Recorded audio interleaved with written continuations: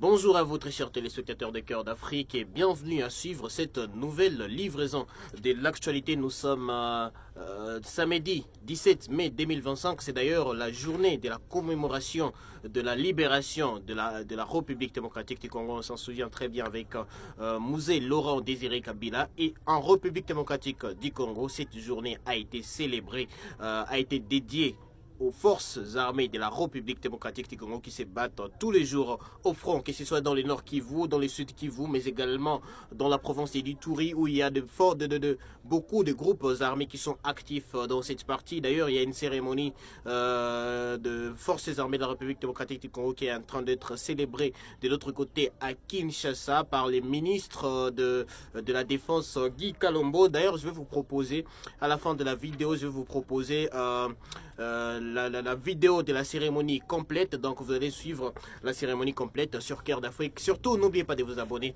et activer la cloche de notification. Nous allons commencer par la situation sécuritaire à l'est de la République démocratique du Congo. D'abord, il y a eu de bonnes nouvelles du côté sécuritaire à l'est de la République démocratique du Congo. C'est que dans le sud Kivu, les Wazalendo ont enregistré des avancées significatives, mais également dans le nord Kivu, on a appris que les Wazalendo ont réapparu dans le village des Bambo et dans le village de Kishiché qui étaient passés jadis sous les mains de l'AFC M23. En tout cas, nous allons décortiquer tous ces sujets quand je vais parler de la situation sécuritaire. Mais également en ville de Goma, ce qui s'est passé aujourd'hui, c'est que les mouvements AFC M23 a ouvert la porte du Rwanda à plus de 400 individus qui sont, selon Kinshasa, sont des réfugiés. Pardon, pas selon Kinshasa, selon Kigali, sont des réfugiés rwandais qui étaient bloqués en République démocratique du Congo par les FDLR. En tout cas, on ne sait pas comment ils étaient bloqués par les FDLR en République démocratique du Congo. On va essayer un peu de comprendre cette affaire. Donc voilà. D'abord, commençons par la situation sécuritaire dans le nord Kivu. Vous l'avez appris très bien que depuis 2 jours, les villages de Kishiché, mais également les villages des Bambo, sont passés sous le contrôle de l'AFC M23 dans les territoires des Rutshuru. Et hier, il y a eu encore des affrontements dans cette partie et l'on nous rapporte qu'aujourd'hui, ces villages de Kishiché et ces villages de Bambo sont contrôlés par les Wazalendo du CMC qui ont réapparu dans cette partie. Entre parenthèses, les mouvements M23 dit s'être retirés une fois de plus parce qu'on se souvient déjà à Kishiché, c'est en novembre 2024 que les mouvements SM23 s'étaient retirés, avaient pris Kishiché et s'étaient retirés dans cette partie. Et après, on a vu la FM23 qui est revenu dans cette partie, mais aujourd'hui, l'on nous apprend que les Wazalendo ont repris Kishiché, mais également à Bambo. À Bambo, ça a été scène des affrontements. Il y a eu des affrontements lorsque les mouvements FCM23 est revenu à Bambo il y a 2 jours. On a eu des affrontements très atroces qui se sont passés dans cette partie. Et aujourd'hui, on nous rapporte que que les Wazalendo ont repris Bambo et sont actuellement dans ces villages. D'ailleurs, ils ont tenu un meeting. C'est parce que bon, j'ai pas pu enregistrer les images dans cette partie en tout cas, mais je vais vous proposer les images peut-être dans la prochaine livraison de l'actualité. Mais sachez très bien que les Wazalendo qui sont dans cette partie ont tenu un meeting pour appeler la population à se désolidariser de l'ennemi, mais également à être de vrais patriotes pour combattre l'ennemi qui menace toujours cette partie chaque jour. Donc c'est ce qui s'est passé dans la chefferie des Tongo, dans la chefferie des Buito, dans les groupements des Tongo, dans le territoire des Rutshuru. Parlons maintenant du Sud Kivu.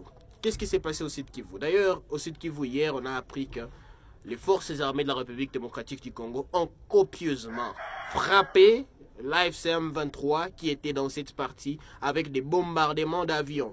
Alors, je vous reviens sur cette affaire. C'est qu'aujourd'hui, dans les territoires des Fizi, il y a eu des affrontements. Une fois de plus, dans les territoires des Fizi, dans la localité de Natulonge, voilà, dans la localité de Natulonge, où les forces armées de la République démocratique du Congo, mais également les Wazalendo, ont repris cette partie et les mouvements FCM23 d'ailleurs, les Turanéo qui sont allés à la FCM23 dans cette partie ont enregistré des lourdes pertes parce qu'ils ont attaqué les positions des forces armées de la République démocratique du Congo et des Wazalendo et par des bombardements et par des frappes des forces armées de la République démocratique du Congo, ils ont enregistré beaucoup de pertes.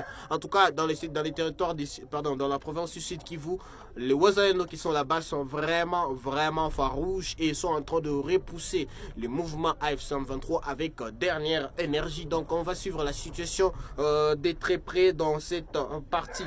Et puis, une nouvelle nous est arrivée aujourd'hui, c'est que les mouvements AF-123, vous le savez très bien, aujourd'hui dans les territoires des Mwenga, dans les Luinja, c'est les mouvements AF-123 qui contrôlent cette partie. Et pourquoi j'en parle? Parce que dans les Luinja, on retrouve le Twangiza Mining, l'entreprise chinoise qui traite de l'or à Twangiza Mining.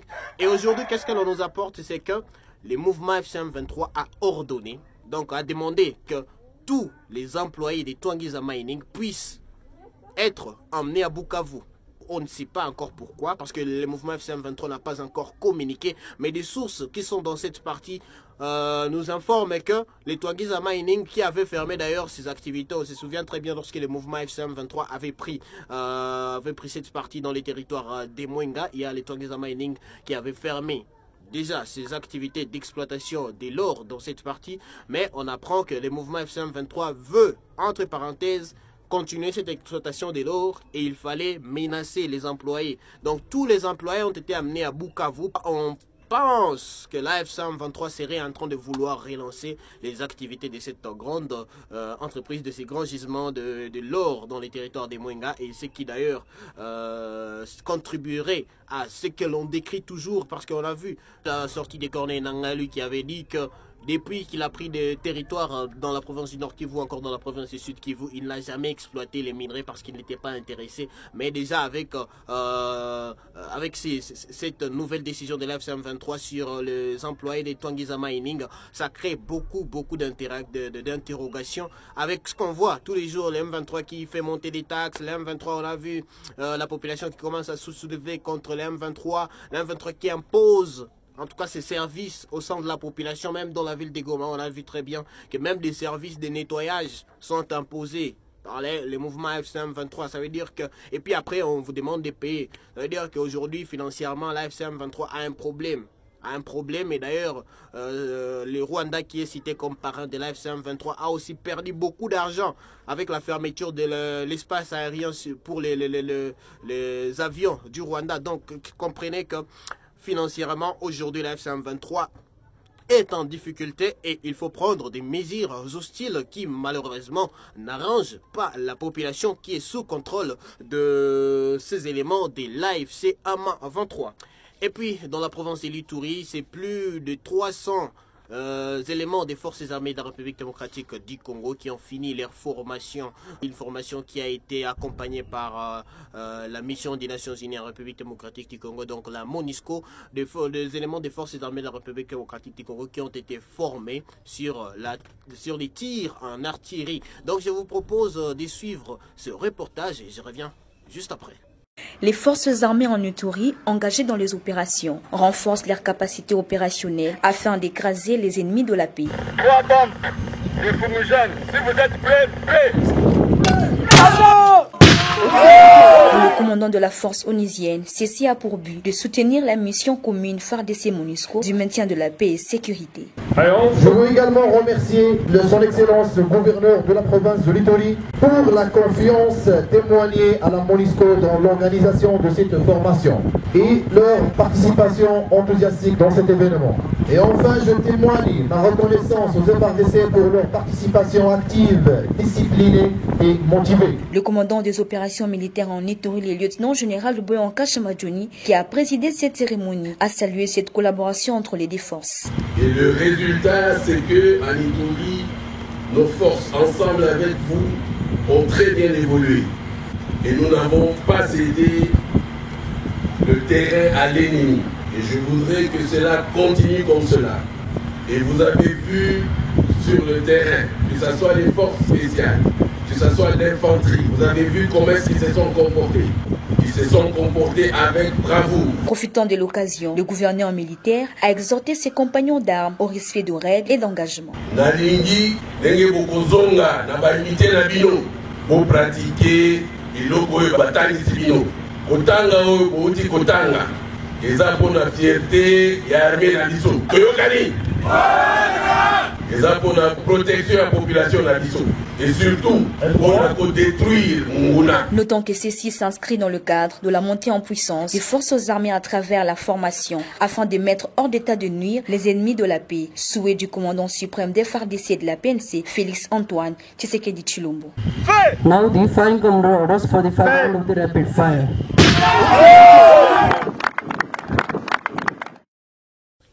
Voilà, et pour finir, parlons maintenant de ce sujet de personnes, entre parenthèses, rwandaises, qui seraient, selon Kigali, bloquées à l'est de la République démocratique du Congo et qui ont rejoint aujourd'hui les Rwandais par la ville de Goma. Je vous explique ce qui se passe. C'est qu'on a vu, il y a quelques jours, l'AFC M23 a lancé des bouclages en ville de Goma.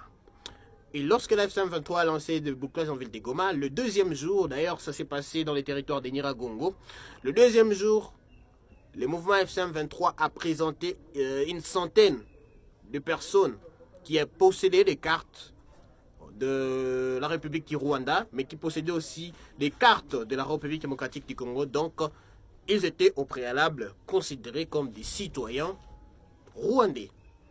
Et l'AFC M23 a fait quoi? A pris. On avait même vu la vidéo. Je vais balancer encore une fois cette vidéo pour vous remémorer les choses, comment ça s'est passé. Le M23 a brûlé ces cartes de la République démocratique du Congo et a dit que va rapatrier ces citoyens rwandais dans leur pays. Après, dans la ville de Goma, la même opération a eu lieu. On nous a présenté encore une cinquantaine de personnes qu'on a dit être des citoyens rwandais qui possèdent aussi des cartes de la République démocratique du Congo.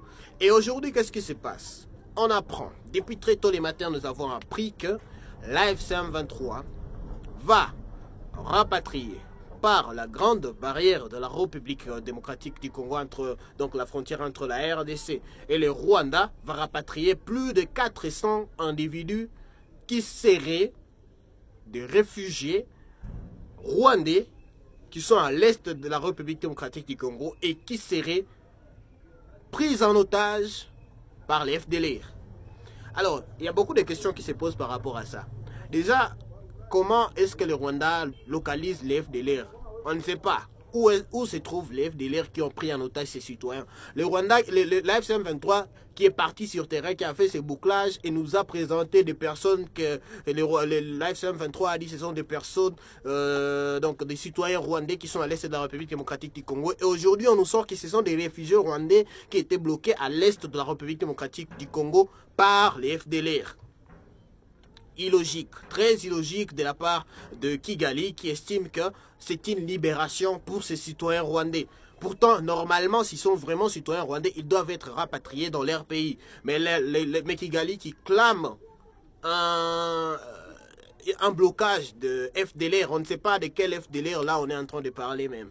En tout cas, on ne sait pas, on n'a aucune idée des FDLR dont on est en train de parler. Parce que déjà, on sait très bien que les trafics entre la République démocratique du Congo et le Rwanda, du côté de la grande barrière et de la petite barrière, se